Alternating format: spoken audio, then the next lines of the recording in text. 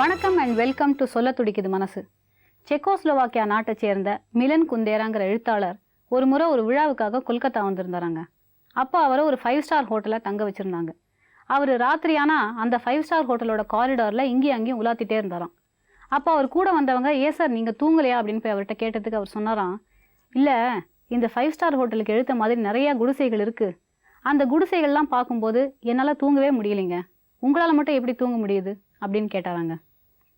ஆனால் அந்த மாதிரி ஒரு குடிசைக்கு கூட வழி இல்லாமல் வானமே கூரையா பூமியே மெத்தையா எத்தனையோ குடும்பங்கள் இன்னும் வாழ்ந்துட்டு தாங்க வருது.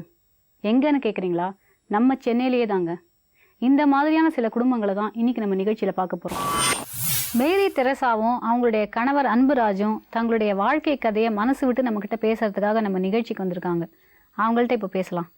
வணக்கம் ஐயா. வணக்கம்மா ஐயா. நீங்கள் சொல்லுங்கள், உங்களுடைய மனைவியை பற்றி, அவங்க எங்கே பிறந்தாங்க, எங்கே வளர்ந்தாங்க, அவங்கள பற்றி கொஞ்சம் சொல்லுங்கள். மெட்ராஸ் டெஸ்ட்டு போகிறோம்மா, கோடம்பாக்கம். அவங்க அப்பாவும் அவங்களும் ரொம்ப கஷ்டப்பட்டாங்க. இது ஸ்பான்சர் பண்ணி ஹாஸ்டல் மூலமாக படித்தது. எம்எஸ்சி பிஎட் படித்து ஆசிரியராக பணிபுரிஞ்சு வடபழனி ஸ்கூல்லையே. அவள் அப்பா இறந்த 11 வருஷம் ஆச்சு. நம்மகிட்ட படிச்சுட்டு நானும் குழந்தைய மாதிரி இப்போ வச்சு இன்ன வரைக்கும் வச்சு நேசிக்கிறேன். நமக்கு சொந்த உள்ள ஒன்றும் சொந்த பந்தம் ஒன்றும் ஆதரவு ஒன்றும் இல்லை. நமக்கு மெட்ராஸ் தான் தெய்வம். வளர்ந்துட்டுருக்கோம். இப்போ இடையில ஒரு 4 வருஷமாக அந்த பெராலிசிஸ் நோய் வந்து என்ன ஆச்சுயா? பெராலிசிஸ் வந்து ரொம்ப பாதிக்கப்பட்டு சென்ட்ரல் ஹாஸ்பிட்டலு, ராயப்பேட்டை, சிலையில் நான் சித்த மருத்துவம் மாத்திரை எல்லாம் பண்ணி பார்த்து ஒன்றும் வசதி இல்லை. அதுபடி விட்டுட்டேன் 2 மாதமா. இப்போ இடையில ஆந்திராவில் ஒருத்தவங்க நல்லா பார்க்குறாங்க அப்படின்னு சொன்னோன்னா எங்களுக்கு ஒரு உற்சாகம் ஏற்பட்டு போனோம். அது ஒரு ஃபஸ்ட்டு முறை பார்த்ததுக்கே ஒரு பெனிஃபிட். இந்த இடுப்பு வலி, கைகால் எல்லாம் போச்சு. அந்த வைத்தியர் சொன்னார், இன்னும் ஒரு நீங்கள் 3 தடவை அவசியம் வரணும், செலவெல்லாம் பார்க்காதீங்க அப்படிங்கும்போது அவங்களுக்கு ரொம்ப ஆர்வமாக இருக்குது. இப்போ இடையில வேசார்பாடியில் வந்து பிசியோதெரப்பியும் பண்ணிகிட்ருக்கோம். அம்மா, நீங்கள் உங்கள் கணவரை பற்றி நீங்கள் சொல்லுங்கள். என்னால் ரொம்ப பேச முடியாது. நீங்கள் பேசுங்கம்மா. என் கணவர் தாங்க தெய்வம். எந்த பொண்ணையும் யூரின் போடுறது, டாய்லெட் போடுறதெல்லாம் கூட்டின்னு போமாட்டேன். இவர் எல்லாம் செய்கிறாரு. எனக்கு லெஃப்ட் கையும் காலும் விளங்காது. ஒரு வேலை என்னால் செய்ய முடியாது. சாப்பிட்ட கையை கழுவு கூட முடியாது. எல்லாமே என்னை குழந்த மாதிரி வச்சு செய்கிறாரு. அவன் வேலைக்கு போகிறப்ப கூட என்னை கூட்டின்னு போய் உட்கார வச்சுட்டு அவங்க சொல்கிற வேலையை செஞ்சு 200 ரூபாய் சம்பளம் கொடுப்பாங்க. அந்த ரங்கநாதன் தெரு பக்கம் இந்த பழக்கூடெல்லாம் எடுத்து வைக்கணும். அதெல்லாம் அவர் செஞ்சு என்னை பார்த்துக்கிறாரு. ஆனால் வைத்திய செலவுக்கு எங்கள் கையில் வசதி என்ன. முன்னால் உட்கார் கூட முடியாது. ஆந்திரா போய் ஒரு தடவை பார்த்தா உட்கார்றேன். அவங்க என்ன சொன்னாங்க, ரொம்ப டைட்டாக இருக்கு, இன்னும் குறைஞ்சது 3 தடவை வந்து இந்த மூலிகை வந்து சாப்பிட்ணும். இப்போ நான் பத்தியமாக தான் இருக்கேன். அம்மா, நீங்கள் கொஞ்சம் ஓய்வு எடுத்துக்கோங்க. ஆண்டவனை நம்புறோம்மா. நான் வேளாங்கண்ணி மாதா வணங்குறவன். எங்களுக்கு மனசுலாம் யாரும் பிடிக்காது.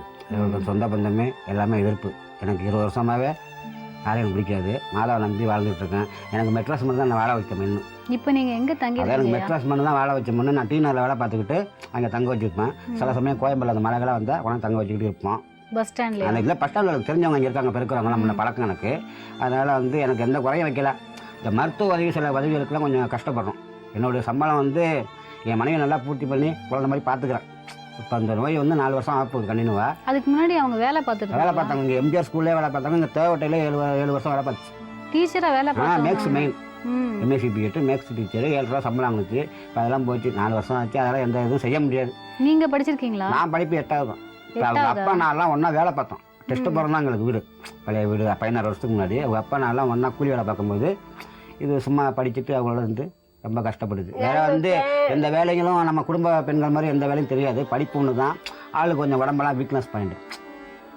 உடம்பு எல்லாம் பொம்மை மாதிரி ஷோகேஸ் பொம்மை மாதிரி. அதனால் அவர் அப்பா நம்மகிட்ட ஒப்படைச்சிட்டு அவர் ஆஸ்மா பேஷண்ட்டு, அவர் இறந்து போயிட்டார். அது வந்து நம்மகிட்ட ஒப்படைச்ச வரைக்கும் இன்ன வரைக்கும் நல்லபடியாக வச்சுருக்கேன். இப்போ இந்த நோய் வந்து பார்த்து 4 வருஷம் படிச்சுட்டாருன்னா கல்யாணம் பண்ணி கொடுத்துறாரு. கல்யாணம் தான் சும்மா அம்மா வர மாதிரி போட்டு சும்மா சிம்பிளாக விரல் தந்து வைக்க மாதிரி பண்ணி முடிச்சு விட்டாரு.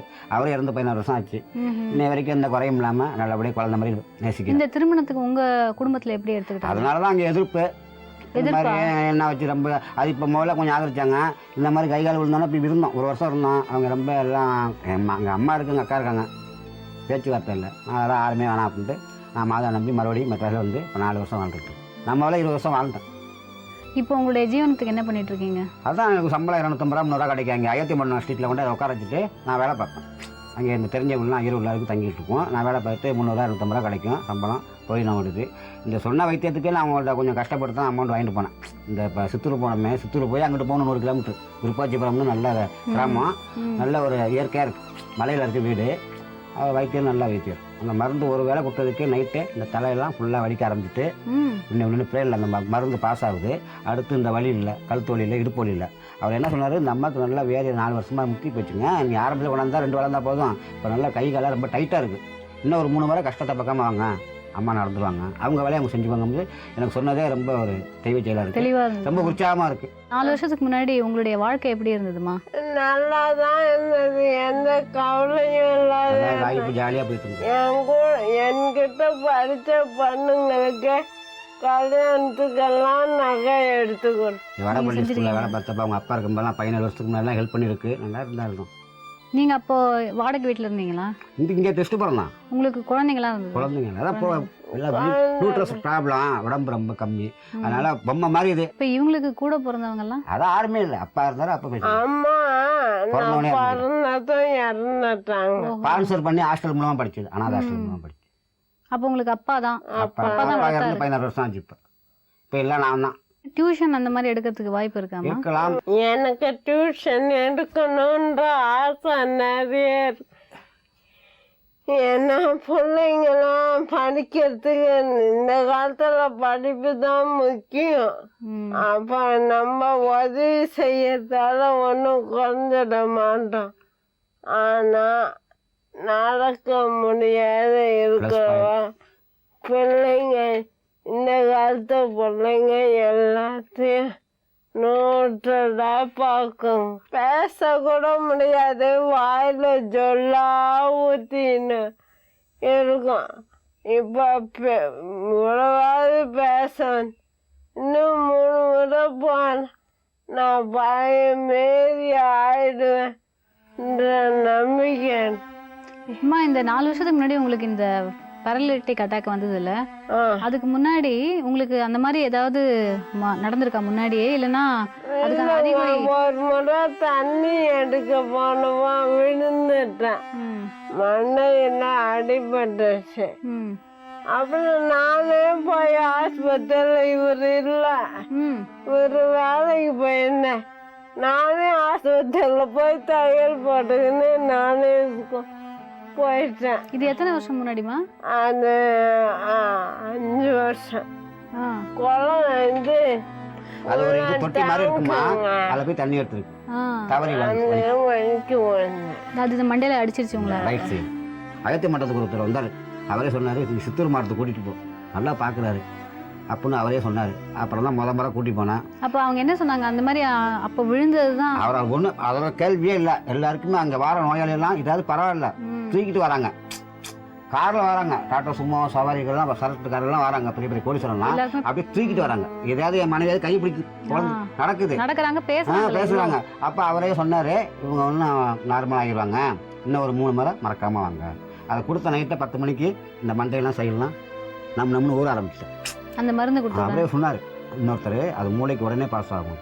கொடுத்த 1/2 ஹவர்லேயே பாஸ் ஆகி இந்த வலி இந்த பக்கம் பட்டசெல்லாம் சுத்தமாக வழியில் இந்த சொல்கிறோம். கிடைச்ச வேலையை பார்த்துட்டு கிடைச்ச இடத்துல தங்கிட்டு அப்படியே இருக்கீங்க. சாப்பிடும், அது எந்த குறையும் வைக்கல. இந்த ஒரு விதாங்களுக்கு குறை. உங்களுக்கு நரம்பு தளர்ச்சி முன்னாடியே இருந்ததாமா? நரம்பு தளர்ச்சி இருக்குன்னு தான் நினைக்கிறேன். அவங்க ஏன்னோ மாத்திரெல்லாம் கொடுத்தாங்க, நல்லா ஆயிடுச்சு. ஆனா என்ன சொல்றாங்க ஆஸ்பத்திரியில் மூளை நரம்புல இந்த சைடு மேடம் ரைட் சைடு ரத்தம் இந்த இருங்க ரைட் இருங்க சைடு அவங்க சொல்றோம் மூளை நரம்பெல்லாம் ரத்தம் கட்டி ரத்தம் இருக்கும். கட்டி இருக்கு. அதனால தான் இந்த சைடு விளங்காத இருக்கேன். அப்போ கட்டின ரத்தத்தை சரியாக்க முடியாதுன்னா அதுக்கு மாத்திரலாம் கிடையாது. இந்த ஃபிசியோதெரபி தான் பண்ணணும். அம்மா நீங்க எம்எஸ்சி எந்த காலேஜ்லம்மா படிச்சீங்க? நேத்ராஜ் காலேஜில் பிஎஸ்சி பண்ணாங்க. ம் BEd correspondent. MSc Madurai university Madurai யூனிவர்சிட்டியில் பண்ணீங்க. மேத்தமேட்டிக்ஸ் படிச்சீங்க நீங்க? மேக்ஸ் ம் அப்போ படிப்பு செலவுக்குலாம் யார் செலவழிச்சாங்க? ஸ்பான்சர் பண்ணி நல்லா படிப்பீங்களா நீங்கள்? படிப்பேன். ம் ஏங்க பிஎஸ்சியில் அவுட்ஸ்டாண்டிங்கில் பாஸ் பண்ண என்ன பண்ணுறது? ரஜினி வீட்டு ம் உங்களுடைய கிளாஸ்மேட்ஸ்லாம் உங்களுக்கு ஞாபகம் இருக்காமா? இருக்கு. ம் ஆனால் ஒரே ஒரு பொண்ணை ஒரு நாள் பார்த்தேன். ரஜினி ஒய்ஃப் என் காலேஜ் மேட்டு தான். ஓஹோ அவன் வேற குரூப்பு, நான் வேற குரூப். அவன் டான்ஸ் ஆடுவேன் நான். ம் அவளும் பாட்டு பாடுவா. அதனால கொஞ்சம் பழக்கம். ம்ஹும். அவங்கள்ட்ட நீங்கள் பேசியிருக்கீங்களா? பேசுவேன். ஆனால் இப்போ அவங்க பார்க்கவே விட மாட்டேன்றேன். ஓ நீங்கள் போய் பார்க்க செக்யூரிட்டி எல்லாம் போனோம், ஆனால் விடல. அதனால வந்துட்டோம். நாங்கள் 3 முறை கூட்டி போனோம்மா ரஜினிகாந்த் வீட்டுக்கு. அப்போ அவங்க அங்கே உள்ள பிஏ என்ன சொன்னார், அவங்க லதாவோட குரூப் போட்டா இருக்காருந்தாங்க. அப்போ நாங்கள் சொல்லுவோம் குரூப் போட்டா இல்லைங்க, காலேஜில் படிச்சிருக்காங்க, அவங்க பாட்னி பண்ணாங்க 86 இது பிஎட் பண்ணது. அப்போ கேண்டில் மீட் பண்ணுவாங்க எல்லாம் ஃப்ரெண்டு. அப்போ காலேஜ் எல்லாம் பிரிஞ்சுட்டாங்க. இப்போ இன்றைக்கி என்னுடைய மனைவிக்கு இந்த மாதிரி நோய் வந்தானே அதே சொன்னதுனால அவங்க வந்து கூட்டி வந்தாங்க பார்க்கணும். அவங்களாம் பெரிய விஐபி, நீங்கள் பார்க்க முடியாது. சரி நம்ம மாதம் நம்பி நம்ம வேலையை பார்ப்போம், நம்ம மனைவிக்காக வந்து பண்ணணும்னு. இதே எங்கள் ஊர்லேயே சொந்த பந்தம் தேவட்டிலாம் நிறையா பேர் என்ன பண்ணாங்க, எங்கேயாவது கொண்ட ஓமில் விடுங்க, முதியோர் இடத்துல விடுங்கன்னாங்க. எனக்கு பிடிக்கல, பிரியம் இல்லை. அப்படிங்கும்போது நம்ம மனைவி வள்ளுவர் சொன்ன மாதிரி இன்பத்தோட துன்பத்தை தான் அதிகமாக அனுபவிக்கணும். இன்பம் வரும்போது அனுபவிச்சுட்டு துன்பம் வரும்போது விலகிறது மனுஷனே இல்லை அப்படின்ட்டு நான் அதை மனசில் வச்சுக்கிட்டு மனசில் வச்சுக்கிட்டு இன்னை வரைக்கும் குழந்தை மாதிரி வச்சு பராமரிக்கிறேன். அம்மா நீங்கள் இந்த நிகழ்ச்சிக்கு வந்திருக்கீங்க, ஏதாவது சொல்ல விரும்புகிறீங்களாம்மா? நீங்கள் நிறையா பேசியிருக்கீங்க, இதுக்கு மேலே ஏதாவது சொல்ல விரும்புகிறீங்களா? என்ன எல்லாருக்குமா படிக்கிறப்ப நல்லா படித்தா மட்டும் போதாது, உடம்பையும் பார்த்துக்கணும். அது செய்ய விட்டதால் தான் இந்த மாதிரி வேதனை வந்து இருக்கு. நான் சோறை வச்சு தான் சித்திரம் எழுது அப்படின்றது இவ்வளோ அனுபவிச்சதுக்கு அப்புறம் தான் எனக்கு தெரியுது. என் மனைவியை காப்பாற்றக்கூடிய தைரியம் எனக்கு மாதா கொடுத்துருக்கு. என்னுடைய உயிர் கடைசி வரைக்கும் இருக்க வரைக்கும் ஒரு சொட்டு ரத்தம் இருக்க வரைக்கும் நான் வச்சு பராமரிப்பேன். எத்தனையோ கஷ்டங்களுக்கு நடுவுலையும் இணை பிரியாத ஜோடியாக வாழ்ந்துட்டு இருக்கிற மேரி தெரசா அன்புராஜ் தம்பதியினருடைய வாழ்க்கை கதையை இப்போ நம்ம பார்த்தோங்க. ஆனால் 9 பிள்ளைகளை பெற்றும் இன்னைக்கு யாருமே இல்லாமல், வீடு வாசல் கூட இல்லாமல் தன்னந்தனியாக தவிச்சிட்டு இருக்கிற நாகலட்சுமியுடைய குடும்ப கதையை அவங்கள்ட்ட இப்போ பேசலாம். வணக்கம்மா. வணக்கம். அம்மா உங்களை பற்றி சொல்லுங்கள். நீங்கள் எந்த ஊரில் பிறந்து வளர்ந்தீங்க? நான் பிறந்து வளர்ந்தது திருநெல்வேலி கல்லடைக்குறிச்சி. அப்படியா? கல்யாணம் பண்ணி கொடுத்தது பத்தமடை, அதே ஏரியா தான். நல்ல வசதி எவ்வளோ வீட்டெலாம் பண்ணி கொடுத்தாங்க. ஆனால் அவங்க எல்லாம் அவங்களே எல்லாத்தையும் எடுத்துக்கிட்டு கடைசியில் எனக்கு ஒன்றும் இல்லைன்ட்டாங்க. அம்மா உங்களுக்கு மொத்தம் எத்தனை பிள்ளைங்க? 5 ஆம்பளை பிள்ளை 2 பொண்ணு, 7 பசங்க. இப்போது ஒரு பையன் பாம்பேயில் இருக்கான், ஆனால் அவன் என் கூட பேச மாட்டான். மீதி குழந்தைங்களாம் என்னமானாங்க? மீதி குழந்தை 2 பையங்க இறந்து போயிட்டாங்க. 3 பையங்க இறந்து போயிட்டாங்க. ஒரு பொண்ணு கல்யாணம் பண்ணி கொடுத்து இறந்து போச்சு. ஓஹோ. கிருஷ்ணகிரியில் கல்யாணம் பண்ணி கொடுத்து இப்போ ஆதரவு இல்லாமல் இருக்கேன். இப்போ 2 பிள்ளைகளும் ஒரு பொண்ணும் இருக்காங்க. 2 பிள்ளைகளும் ஒரு பொண்ணும் இருக்காங்க. அவங்க பொண்ணு அவங்க மிரட்டி பேச மாட்டாங்க. ஒருத்தருமே பொண்ணு உங்கள்கிட்ட பேசுறது இல்லையாம்மா? பொண்ணு அவங்க ஆர்மி கல்யாணம் பண்ணி கொடுத்து எல்லாம் நல்லா வசதியாக கொடுத்து பேத்தி டாக்டராக இருக்கா. அவங்கள பற்றி பேச்ச கவனிக்காதவங்ககிட்ட பேசி என்ன செய்ய? அம்மா உங்கள் பொண்ணுக்கிட்ட நீங்கள் பேசி எவ்வளோ நாள் ஆச்சு? பொண்ணுகிட்ட பேசி இப்போ ஒரு 1.5-2 வருஷம் இருக்கும்.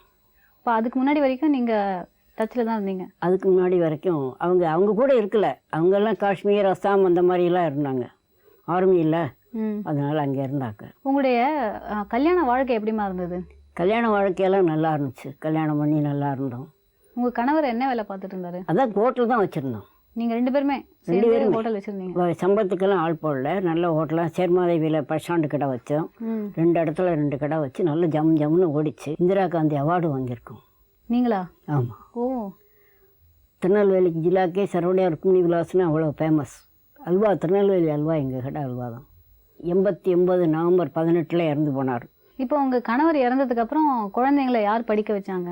கணவர் இறந்ததுக்கப்புறம் நான் அந்த கடை வச்சே படிக்க வச்சுட்டு எல்லா பையங்களும் நல்லா படிக்க வச்சு, அவ்வளோ பையங்களும் ரொம்ப ஜோராக எல்லாம் படிக்க வச்சு, ஒரு பையனை கல்யாணம் பண்ணி மடிப்பாக்கத்தில் கல்யாணம் பண்ணி அம்பத்தூரில் நல்லா செயலாக இருந்தான். அவனும் இறந்து போயிட்டான். ராத்திரி 11:30 மணிக்கு ஃபோன் பண்ணினா காலம்புற 6 மணிக்குள்ளே கொண்டுட்டாங்க. கொண்டுட்டாங்களா? அவங்களே இந்த வருஷத்தை வச்சு கொண்டுட்டாங்க. அவங்களாம் யாருமா சொல்கிறீங்க? மருமக தான், மருமக அவங்க வீட்டுக்காரங்க தான். ஓ. அப்படி கொலை பண்ணுறதுக்கு என்ன காரணம்? என்ன காரணம்னாக்க அவனுக்கு இருக்கிற என்னையை கூப்பிட்டாங்க. நீங்கள் வந்துட்டு கடையை எடுத்துட்டு இங்கே வந்துட்டு பேத்திக்கு வேலை கிடச்சிருச்சு, அதனால அவளை அங்கே அனுப்பிச்சிட்றேன், நீங்கள் வந்துடுன்னு சொன்னாங்க. மாமியார் வந்துடுவாங்களேன்னு அவங்கள தீர்த்து கட்டிட்டாங்க. தீர்த்து கட்டிட்டு 62 லட்ச ரூபாய்க்கு வீடெல்லாம் விற்று பிறந்த வீட்டை கொண்டு போயிட்டான். எக்ஸ்போர்ட் கம்பெனி வச்சுருந்தான் அம்பத்தூரில். எல்லாத்தையும் கொண்டு போயிட்டான். இன்னொரு பையன் பாம்பேயில் இருக்கான், பேச மாட்டான். இல்லை, ஒரு 3 பசங்க இறந்தாங்கன்னு சொன்னீங்கல்ல? ஆமாம். 3வது இன்னொரு பையன் குழந்தையிலே இறந்துட்டான், 2 வயசுலேயே இறந்துட்டான். ஓ. அப்போ ஒரு பொண்ணு இறந்து போச்சுன்னு பொண்ணு பிறந்து கல்யாணம் பண்ணி கொடுத்து கிருஷ்ணகிரியில் கல்யாணம் பண்ணி கொடுத்து இறந்து போச்சு. அது பேர் ருக்மணி. 2ஆம் தரமாக தான் கொடுத்தோம். ஸ்டவ் வெடிச்சு இறந்துருச்சு. ஓஹோ. அவர் ஆர்மி போர்மேன், இதில் போர்மேனாக இருந்தார் ஈபி ஆஃபீஸில். அவருக்கு 2ஆம் தரம் அவர் இறந்து போயிட்டார். இந்த ஒரே ஒரு பையன் அவங்க வடநாடு போயிட்டாங்க. அப்புறம் அவங்ககிட்ட போய் நம்ம அவள் அப்பா அம்மாவே இல்லை, நம்ம போய் பேசலாமா? இப்போ அப்போ உங்கள் பேரன் கூட உங்களுக்கு கான்டாக்ட் இல்லை? ஒத்துட்டும் கான்ட்ராக்ட். இப்போ உங்களுக்கு 2 பசங்களும் ஒரு பொண்ணு இருக்காங்கம்மா. அதில் பொண்ணு தான் போயிட்டாங்கன்னு சொல்கிறீங்க. ஆர்மியில் கல்யாணம் பண்ணி கொடுத்ததுனால அவங்க போயிட்டாங்க. இப்போ 2 பசங்க இருக்காங்கல்ல, அதில் 2 பசங்களும் எங்கே இருக்காங்க? 2 பசங்க வந்து ஒரு பசங்க எங்கே இருக்கான்னு தெரியல. 20 வருஷம் ஆச்சு. மீனாட்சி சுந்தரம் பெரிய பையன். இன்னொரு பையன் பாம்பேயில் இருக்கான். ஆனால் அவன் அட்ரஸ் ஒன்றும் தரமாட்டான், பேசவும் மாட்டான், லெட்டர் கிட்ட ஒன்றும் போட மாட்டான். ஆனால் அவர் பாம்பேயில் இருக்காருன்னு உங்களுக்கு கண்டிப்பாக தெரியும். பாம்பேயில் இருக்காருங்கிறது தெரியும். எப்படி தெரியும்? அவனுடைய ஃப்ரெண்டு ஒருத்தன் திருநெல்வேலி ஜங்ஷனில் சுரேஷ்னு ஒரு பையன் இருக்கான். அவனுக்கு ஒரு வருஷம் 6 மாதத்தில் ஃபோன் பண்ணி பேசுவான். அது அவன் அம்மாட்ட பேசலையாடான்னு கேட்டால் அவங்க கூட பேச மாட்டான், அதனால பேச மாட்டான். அவருக்கு கல்யாணம் ஆயிடுச்சாமா? அவனுக்கு கல்யாணம் ஆகி 2 குழந்தையும் நல்லா அவார்டு வாங்கி படிச்சிருக்காங்க. நீங்கள் தான் கல்யாணம் பண்ணி வச்சிங்க? இல்லை, கல்யாணம் அவனே பாம்பேலே பண்ணிட்டான். கல்யாண பத்திரிகை தான் அனுப்பிச்சான். அது யார்ட்டையும் நான் ஒன்றுமே கேட்கல. அப்பா இறந்து போனதுக்கப்புறம் இப்போ இவனும் இறந்து போனதுக்கப்புறம் முடிஞ்சு போச்சு. பேரன் நல்லா படிச்சுட்டான். 1 வருஷம் இருக்கு அவனுக்கு படிப்பு. அவன் அந்த ஃப்ரெண்டுகிட்ட பேசுவான். பேசும்போது அம்மா உங்கள் பேரன் பேசுகிற அன்றைக்கி பேசுங்கன்னா, அப்போ நானும் இங்கேருந்து பேசினேன். பேசும்போது பாட்டி இன்னும் 1 வருஷத்துக்கு பேசாமல் என் படிப்பு முடிஞ்சதும் என்னை ஆர்மிக்கு தான் போகணும்னு சொல்கிறாப்பா, பாட்டி வந்தால் தான் நான் ஆர்மிக்கு போவேன்னு சொல்லுவேன், அப்போ உன்னை கூட்டின்னு வந்துடுறேன். ஒரு பையன் ஓடி போயிட்டாருன்னு சொன்னீங்கல்ல, மீனாட்சி சுந்தரம். என்ன ஆனார் அவர்? அவர் ஹெல்த் இன்ஸ்பெக்டர் வேலை பார்த்தான். அதில் வந்து அப்போல்லாம் 6 மாதத்துக்கு ஒருக்க சம்பளம் வரும். 2 மாத சம்பளத்தை அவர் எடுத்துக்கிடுவேன்னு சொன்னான். இவன் கொடுக்க மாட்டேன், நான் பூராவும் கொடுத்தா தான் கையெழுத்து போடுவேன்னு சொன்னான். இங்கே வந்ததும் சட்ட அமைச்சர் மாதவன் மந்திரியை கூட்டிகிட்டு போய் 6 மாத சம்பளத்தையும் வாங்கிட்டு அவரை சஸ்பெண்ட் பண்ணிட்டான். கட்சிக்காரங்க வந்து அப்பாட்ட சொல்லிட்டான், நீ எப்படி ஹெல்த் இன்ஸ்பெக்டர் சாப்பிட்டு நீ பையன் இல்லை, நான் அப்பா இல்லை, இப்போ வழியிலேன்ட்டார். 3 மாத சம்பளத்தை அப்பாட்ட கொடுத்துட்டு 3 மாத சம்பளத்தை கொண்டு போன வந்தான். அதுக்கப்புறம் காணும். அப்படி இருந்து ஒரு வருஷத்துக்கு அப்புறம் இந்த கிருஷ்ணகிரியில் கல்யாணம் பண்ணி கொடுத்தேன் பார்த்தீங்களா, அவள் கல்யாணம் வச்சுருக்குங்க 10,000 ரூபாயோட அங்கேருந்து வந்தான். வந்து 10,000 ரூபா கொடுக்கும். அப்போ அவனை உள்ளே விட மாட்டேன்னார். நீ கடமையை செய்ய வந்திருக்கேன், நான் உன்னை பார்க்க வரல அப்படின்னு சொன்னார். அப்படின்னு சொல்லிட்டு உள்ளே வந்து 10,000 ரூபா கொடுத்துட்டு சாப்பிட்டுட்டு அம்மா போயிட்டு வரம்மா, எங்கே இருந்தாலும் நான் பார்க்க வருவேன் அம்மாண்ணா. அதுக்கப்புறம் ஆளையே காணும். 20 வருஷம் ஆச்சு, எந்த ஒரு தவறும் இல்லை. அவரை நீங்கள் நினச்சி பார்ப்பீங்களா? நினச்சிக்கிட்டே இருப்பேன். என்ன செய்ய அது வீட்டை விட்டு போகும்போது 21 வயசு. ஒரு கலெக்டர் ஒருத்தர் நான் இருக்கிற ஒரு திருச்சுழிக்கு வேலைக்கு வந்திருந்தார். அந்த கலெக்டரை பார்த்தா அவரும் எங்கள் வீட்டு ஐயா மாதிரியே மூஞ்சி. அதை வச்சுட்டு அவர் 1 மாதம்தான் கலெக்டர் அங்கே இருந்தார். அதுக்கப்புறம் அவர்கிட்ட போய் அதை பார்த்து நீ பேரன்னு சொல்ல முடியுமா? அவர் வந்ததுமே அங்கே தாலுகா ஆஃபீஸில் யார் வந்தாலும் எங்கிட்ட தான் சாப்பிடணும், எங்கள் ஹோட்டலில் தான் சாப்பிட்ணும். அப்போ அவர் வந்து இருக்கும்போது பார்த்து பாட்டின்னு கூப்பிடலாமான்னா, நான் அதுக்கு தான் நான் காத்துட்டு இருக்கேன், பேரன் இல்லையோ பாட்டின்னு கூப்பிடுற சத்தம் போகிறோம் அப்படின்னு. 1 மாதம் சாப்பிட்டாரு. மாதத்தில் 4 வாரம் தான் வருவார் ஆஃபீஸில் இருந்து. வந்து சாப்பிட்டு போனார். அங்கே ஊரில் எல்லாரும் அவங்க கூட படித்தவங்கெல்லாம், அம்மா நம்ம அம்பி போலேயே இருக்காருமா, இவர் தான்ம்மா மீனாட்சி சுந்தரம் பையன்தாம்மா. அதெல்லாம் இல்லை, இங்கே இருந்தாலும் நல்லா இருக்கட்டும், நமக்கு வரும்போது வரட்டும் அப்படின்ட்டு இருக்கேன். யாரோடமா இருக்கீங்க? ஒத்துரோட இல்லை, கோயம்பேடு பஸ் ஸ்டாண்டில் படுத்துருக்கேன். கடை எடுத்துகிட்டு வந்தது 2008 ஃபஸ்ட்டு. கடையை மூடிட்டு வந்துட்டு? கடையை மூடிட்டு சாமான்லாம் வச்சு அந்த ரூபாய் கையில் எடுத்துகிட்டு வந்துட்டேன். முதல்ல பணத்தெல்லாம் எடுத்துகிட்டு எங்கே வந்தீங்க? முதல்ல வந்தது நேரம் இங்கே வந்துட்டு இந்த விருத்தாச்சலத்தில் ஒரு ஜட்ஜி தெரிஞ்சவர், சேர்மாதேவிக்காரர், அவர் வீட்டில் போய் ஒரு 6 மாதம் இருந்தேன். 5 வருஷமாக மாற்றாத ஜட்ஜை நான் போய் 6 மாதத்தில் மாற்றிட்டாங்க ஆந்திராவுக்கு. அப்படியே அவர் அங்கே போயிட்டார். அதுக்கப்புறம் அங்கே இருந்து வந்துட்டேன். வந்து இங்கே மயிலாப்பூரில் இது ஐஸ்வர்யா பிளாட்டில் ஒருத்தர் அவங்க வீட்டுக்கு கூப்பிட்டாங்க. அவங்க பையனுக்கு என்ன விசா வர ஒரு 6 மாதம் ஆகுமா, அது வரைக்கும் நீ எங்கள் ஆற்றுல இருடி, மாமி கூட இருன்னு சொன்னாங்க. சரின்னு இருந்தேன். கரெக்டாக 8ஆவது நாள் தான், 9ஆவது நாள் அவனுக்கும் விசா வந்துருச்சு. அப்போ அவனை இங்கே அனுப்பிச்சிட்டு அவங்களும் ஊருக்கு போயிட்டாங்க. அவங்க ஒரு 1000 ரூபா கொடுத்தாங்க, ஜட்ஜி 2000 ரூபா கொடுத்தாரு. அதை வச்சு நானும் ஒரு 4000 கொண்டு வந்தேன். அதை வச்சு சாப்பிட்டு இப்போ இன்னும் 2 மாதம் கழித்து ஒரு தாசில்தார் ரிட்டையர் ஆக போகிறார். அவர் யார் கொடுத்தாலும் கொடுக்காட்டாலும் இங்கே வந்துருங்கம்மா, பழைய ஹோட்டல் வச்சுருங்க, நான் கூட இருக்கேன், வாங்கம்மா அப்படின்னு சொல்கிறார். அப்படின்னு சொல்கிறார் தாசில்தார். ஹோட்டல் வச்சு அதெல்லாம் செய்வேன். என்னம்மா வயசாகுது, தப்பாக நினைக்கிறேன்? 71. ஒத்த காலில் நிற்கணுங்கிறது இருக்குது, தங்காலில் நிற்கணுங்கிற தைரியம் வேணும். ஆனால் உங்கள் பையனை தேடுறதும் ஒரு நோக்கமா நீங்கள் இந்த நிகழ்ச்சிக்கு வந்தது? தேடுறதுக்கு தாண்டி நம்ம விட்டுட்டோம்னா, ஒருவேளை அம்மா அப்படிலாம் போட்டாலேங்கிற மனசு வெறுத்து போயிட்டு வந்துருச்சுன்னா என்ன செய்யாது? எதுக்கும் கொடுத்து பார்ப்போம், வந்தாலும் சரி, வந்தாலும் சரி, வரலனாலும் ஆண்டவன் விட்டவன். மீனாட்சி சுந்தரம் 20 வருஷமாக உங்கள் அம்மா உங்களே நினச்சி ஏங்கிட்டு இருக்காங்க. இந்த நிகழ்ச்சியை நீங்கள் பார்த்துட்டு இருந்தாலோ இல்லை இந்த நிகழ்ச்சியை பார்த்துட்டு இருக்கிற நேர்கள் யாருக்காவது மீனாட்சி சுந்தரத்தை பற்றி ஏதாவது தகவல் தெரிஞ்சாலோ தயவு செஞ்சு எங்களை காண்டாக்ட் பண்ணுங்கள். எங்களுடைய விலாசம் இதோ. அடுத்ததா +2ல் 1005 மதிப்பெண்கள் வாங்கின தன்னோட பொண்ணு மணிமேகலை மேலே படிக்கணும் அப்படிங்கிற ஒரே காரணத்துக்காக சென்னையில் தன்னந்தனியாக தங்கி வீடு வாசல் கூட இல்லாமல் வேலை செஞ்சுட்டு இருக்கிற தேவகி நம்ம சந்திக்கலாம். பொதுவாக நம்ம ஒரு வாடகை வீட்டில் இருந்தால் கூட வீடு ஒழுகுது, கரண்ட்டு கட்டாகுது அப்படின்னு சின்ன சின்ன விஷயங்களுக்கு கூட குறை சொல்லி நொந்து போங்க. ஆனால் தங்கறதுக்கு கூட ஒரு வீடு இல்லாமல் பொது இடத்துல தங்கிக்கிட்டு தன்னோட பொண்ணு படிக்கணும் அப்படிங்கிற ஒரே காரணத்துக்காக சென்னையில் வசித்து வேலை செஞ்சு சம்பாதிச்சிட்டு இருக்கிற தேவகி அம்மாவோட கதையை இப்போ பார்க்கலாம். வணக்கம்மா. நீங்கள் எந்த ஊர்? வந்தவாசி பக்கத்தில் கீழ்கொடுங்கல்லூர். ஆனால் இப்போ நீங்கள் எங்கே இருக்கீங்க? கோயம்பேட்டில் குப்பை எடுக்கிறேன். எவ்வளோ நாளாம்மா? 2 வருஷமா. எங்கே தங்கிட்டு இருக்கீங்க? அங்கே பிளாட்ஃபாரம். கோயம்பேடு பிளாட்ஃபார்ம்லேயே தங்கிப்பீங்களா? ஆமாம். ஏன் நீங்கள் ஊரை விட்டு இங்கே வந்தீங்க? குழந்தை படிக்க வைக்கிறதுக்கு. ம். ஊரில் உங்களுக்கு எத்தனை பசங்க? 2 பொண்ணு. ஓ, அதில் ஒன்று தான் மணிமேகலையில்? ஆமாம்.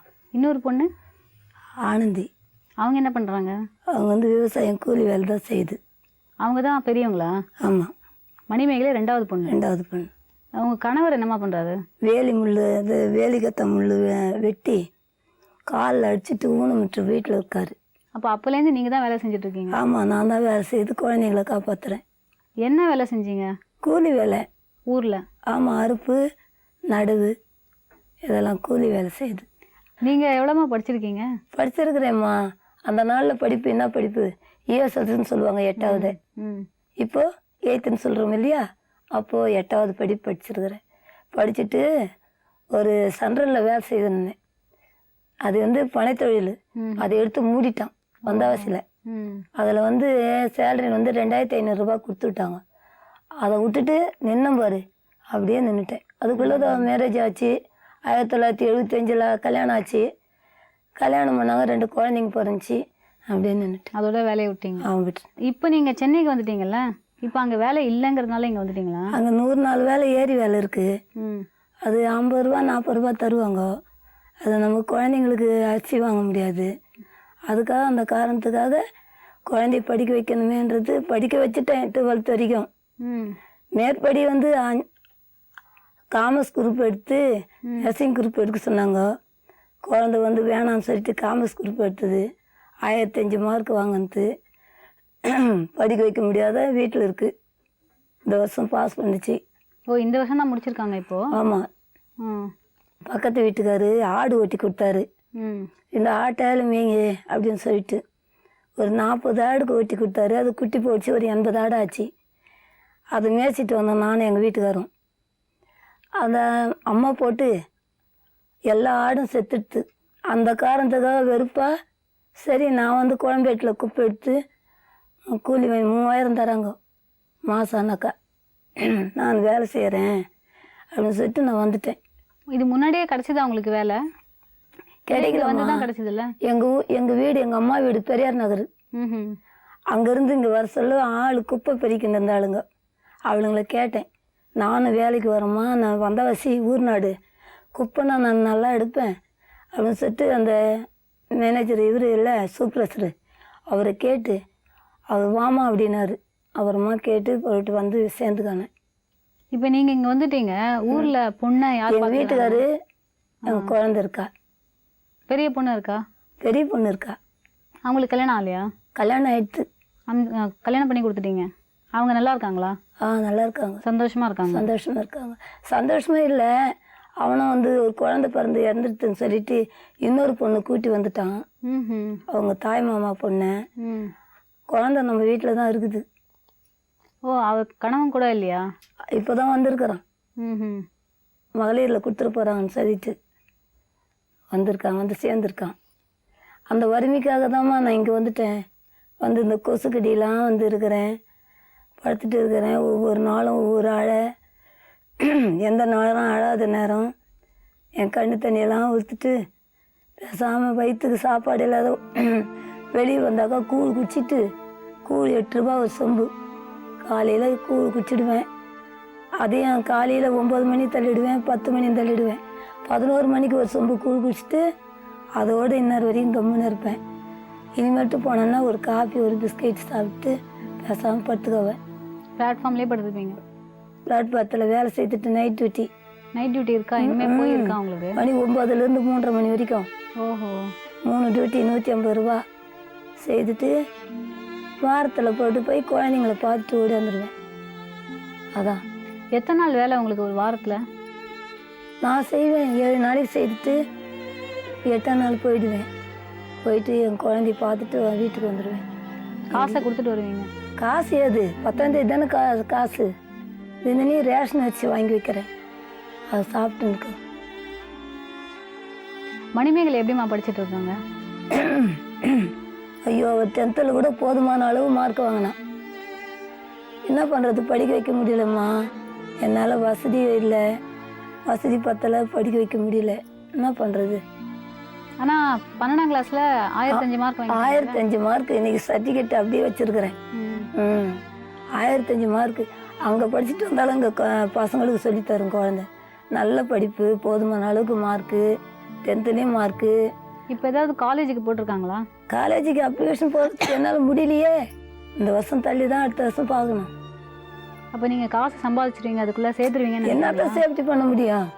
அதான் உடம்பு ஜுரம், இந்த போசு கட்டியிலேருந்து ஜுரங்கிறெல்லாம் வந்துடுது. என்ன படிக்க வைக்க முடியும்? டைப்ரைட்டுக்கு தான் போய் அனுப்பி வைக்கணும். சென்னையிலையா இல்லை ஊர்லையா? அங்கே வந்தவசியில் கிராமத்தில். உங்கள் பொண்ணுங்க வந்து உங்கள்கிட்ட என்னைக்காவது சொல்லியிருக்காங்களா, அம்மா நீங்கள் ஏன் அங்கே வேலை செஞ்சு கஷ்டப்படுறீங்க, திருப்பி ஊருக்கே வந்துருங்கன்னு? ஒவ்வொரு நாளும் ஃபோனில் நீ வந்துடுமா வீட்டுக்கு, நீ எதுக்குமா அங்கே கிடக்குற கொசுக்கடியில், நான் சம்பாரிச்சு போடுறேம்மா இனிமேட்டு அப்படின்னு டெய்லி சொல்லும் பசங்க. அதுங்களை என்னத்த போய் நம்ம பார்க்குறது?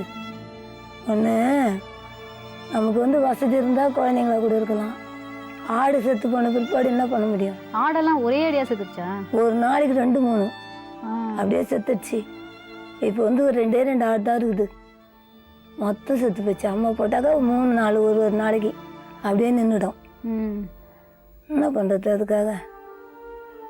ஏம்மா, நம்ம வாழ்நாள் பூரா ஒரு கண்ணீரும் கையுமா இருக்குது. அப்படி இருக்கு சொல்ல குழந்தைங்கள என்ன பண்ண முடியும்? நம்ம எட்டணும் மானத்தன்னு பார்த்தாலும் நம்மளுக்கு பிடிக்க முடியலையே. எவ்வளோ சக்தி அவ்வளோதாம்மா தாங்க முடியும் நம்மளால்? சொல்லு. எதையும் தாங்க எதையும் சொல்லிட்டு எவ்வளோ தான் சமாளிக்கிறது? அவங்கவுங்க 2 டியூட்டி செய்வாங்க, நான் நைட்டில் கூட செய்வேன். 3 டியூட்டி செய்வீங்க? அப்போ 3 டியூட்டி செய்வேன். குழந்தைங்களுக்கு என்னெல்லாம் நேரம்னு சொல்லுங்க. காலையில் எத்தனை மணிலேருந்து? காலையில் 5 to 2, 2 to 7:30, 9 to 3:30 அப்போ தொடர்ந்து செஞ்சுட்டே இருப்பீங்க. தொடர்ந்து 3:30க்கு போய் படுத்துட்டு திருப்பி 5 மணிக்கு எழுந்துருவீங்க. 5 மணிக்கு எழுந்திருக்கணும். ஒரு ஷிஃப்ட் போனால் எவ்வளோ ரூபா கிடைக்கும்? 50 ரூபா ஒரு ஷிஃப்ட்டுக்கு. இப்போ 3 ஷிஃப்ட் பண்ணால் ஒரு நாளைக்கு 150 ரூபா. இது மாதிரி நீங்கள் மாதத்தில் எத்தனை நாள் ஒர்க் பண்ணுவீங்க? என்ன பண்ணுவேன், ஒரு மாதத்தில் வந்து கரெக்டாக வந்து நான் பண்ணுறது 40 நாள் டியூட்டி தான் இருக்கும். 70 டியூட்டி எடுத்தால் தான் 3800 ரூபா. நான் செய்ய மாட்டேன். வாரம் மாதம் ஒரு 4 நாள் செய்வேன். அப்புறம் நம்ம வீட்டுக்கு போயிடுவோம். அந்த வசதிக்கு குழந்தைங்களை பார்க்காதையும் இருக்க முடியாது என்னால். அடிக்கடி ஃபோன் பண்ணுவேன். என்ன பண்ணுறது? கோயம்பேடில் படுத்துட்டு இருக்கீங்களே, உங்களுக்கு அது சேஃபாக இருக்குமா, சேஃப்டியாக இருக்குமா? இல்லைங்கம்மா, 60 பேரும் அங்கேயே படுத்துக்கிறோம் பிளாட்பாரத்தில். எல்லாம் உங்கள் குரூப் ஃபுல்லாக எல்லாரும் 60 பேர் குப்பை எடுக்கிறாங்க இல்லையா, அங்கேயே படுத்துக்கிறோம். வேற எங்கே போய் தங்குறது? அப்போ கூழ் வந்து வெளியில் வந்து குடிச்சிடுவீங்க? ஆமாம், வேலை டீ எல்லாம் அங்கேயே சாப்பிடுவோம். ஆமாம், வேலை செய்கிறேன் இல்லையா, அங்கே வந்து சாப்பிட்டு போயிடுவேன். 10 மணிக்கு விடுறாங்க 10:30 சாப்பாட்டுக்கு. அப்போ வந்து கூழ் குடிச்சிட்டு போயிடுவேன். இப்போ எதிர்காலத்தில் என்னம்மா பண்ணலான்னு இருக்கீங்க? தொடர்ந்து சென்னையிலேயே ஒர்க் பண்ணலான்னு இருக்கீங்க? இல்லைம்மா, வீட்டுக்கு போயிடுவேன். போயிடலான் இருக்கீங்க? ஆமாம். எப்போ போகலான் இருக்கீங்க? போயிடுவேன். இந்த மாதம் 1ஆம் தேதி நான் வீட்டுக்கு போயிடுவேன். ஏன் இந்த முடிவு? இந்த கொசுக்கடியில் நம்மளால் இருக்க முடியாதும்மா.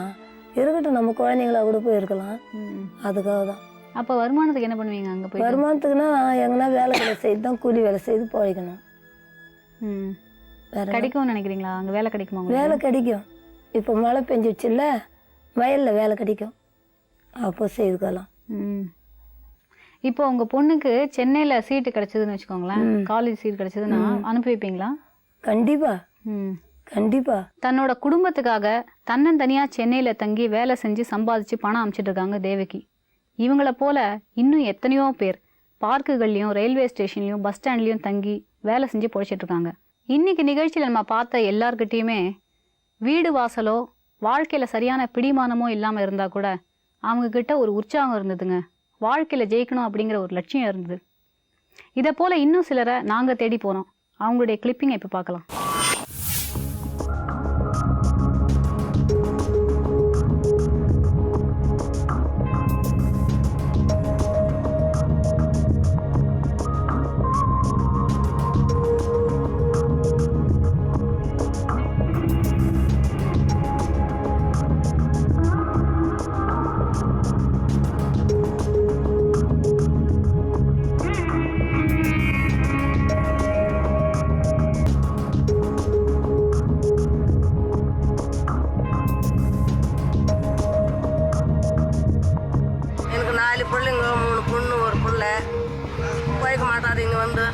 செய்து அங்கங்கே வாங்கி சாப்பிட்டுக்கணும்.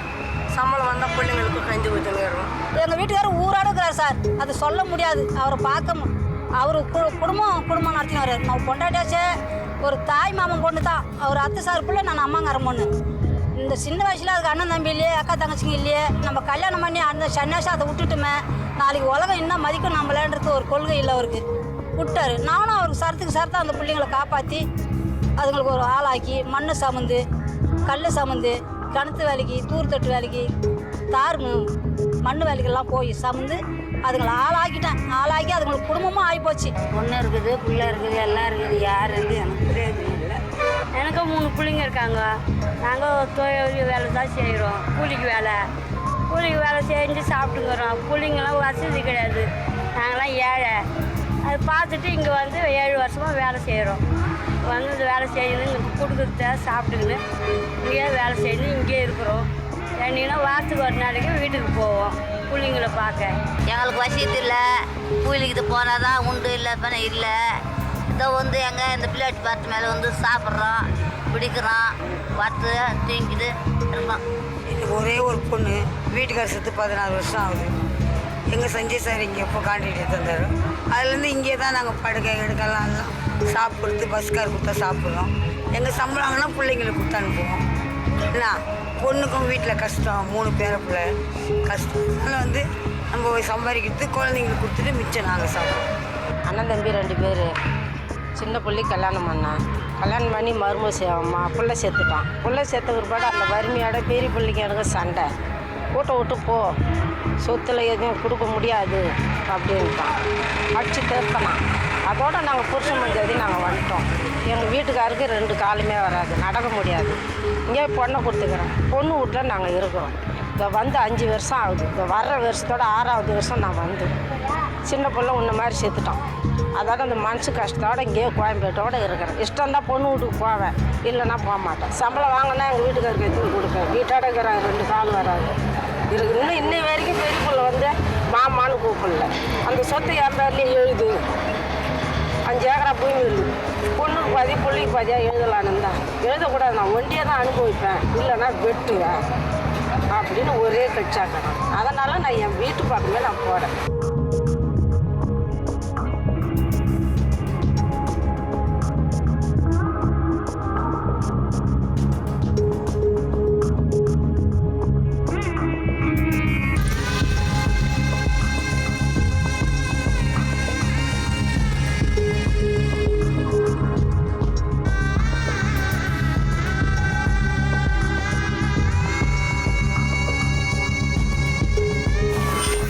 இந்த மாதிரி வீடு வாசல் சொந்த பந்தம் எதுவுமே இல்லாம தன்னந்தனியா வாழற மக்களுடைய மனநிலை எப்படி இருக்கும் அப்படிங்கறத பத்தி ஒரு சமூக ஆர்வலர் என்ன சொல்றாரு அப்படிங்கறத கேளுங்க.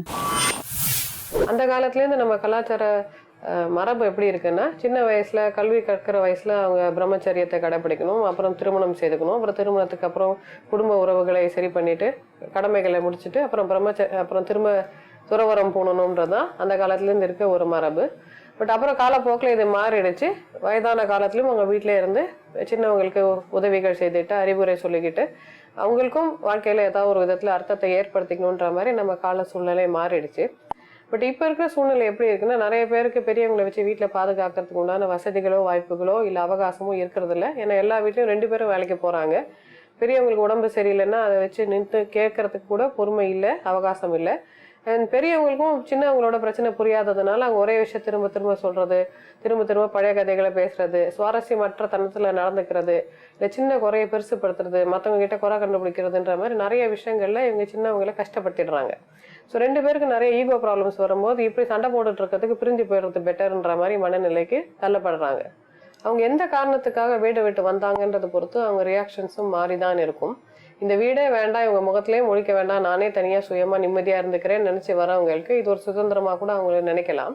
பட் இந்த வீட்டில் என்னை புரிஞ்சிக்கல, அவங்க என்னை திரும்ப கூப்பிட மாட்டாங்களா, இந்த பிரச்சனைக்கு ஏதாவது தீர்வு கிடைக்காதா, கிடைக்கிற வரைக்கும் நான் தலைமறைவாக இருக்கிறேன்னு நினச்சி வரவங்களுக்கு நம்ம ஏன் இன்னும் திரும்ப கூப்பிடல, நம்ம இவ்வளோ செய்தமே, நமக்கு எந்த வித பிரதி உபகாரம் பண்ணாமல் போயிட்டாங்களே, நம்ம நிர்கதியாக விட்டுட்டாங்களே, இதுக்காக நம்ம இவ்வளோ பாடுபட்டோம், இதுக்காக குழந்தைகளை பெற்றுக்கிட்டோம்னு அந்த ஏக்கமும் வருத்தமும் வரதான் செய்யும். பட் இதில் எல்லாத்துலேயும் ஒரு நல்ல தீர்வு கிடைக்கணும்னா இது ஒரு சமூக பொறுப்புணர்ச்சியோட நம்ம இதை பார்த்து இந்த மாதிரி ப்ராப்ளம் இருக்கிறவங்க உடனே கூப்பிட்டு தனக்கு ஒரு சலுகையோ இல்லை தனக்கு ஒரு அவசர உதவிக்கோ அவங்களுக்கு ஏதாவது ஒரு வழி இருந்தாதான் என்ன பிரச்சனை. இப்போ சில ஃபேமிலிஸை நம்ம திரும்ப சேர்த்து வைக்க முடியும். அந்த வீட்லேயும் அவங்கள பற்றி யோசிச்சுட்டு இருப்பாங்க, காணா போயிட்டாங்களா, எங்கே இருக்கிறாங்கன்னு தேட முயற்சி பண்ணிட்டு இருப்பாங்க, இல்லை எங்கே போய் தேடுறதுன்னு தெரியாமல் தவிச்சிட்டு இருப்பாங்க. ஸோ இந்த மாதிரி சிச்சுவேஷன்ஸில் இதை சரி பண்ணி அவங்க 2 பேரும் யுனைட் பண்ணுறதுக்குன்னு ஒரு சர்வீசஸ் இருந்தால் எல்லாரையும் இந்த மாதிரி சேர்த்து வைக்கிறதுக்கு நம்ம உபயோகமாக இருக்கும். மேலும் சில வாழ்க்கை கதைகளோடு மீண்டும் உங்களை சந்திக்கிறேன். நன்றி, வணக்கம்.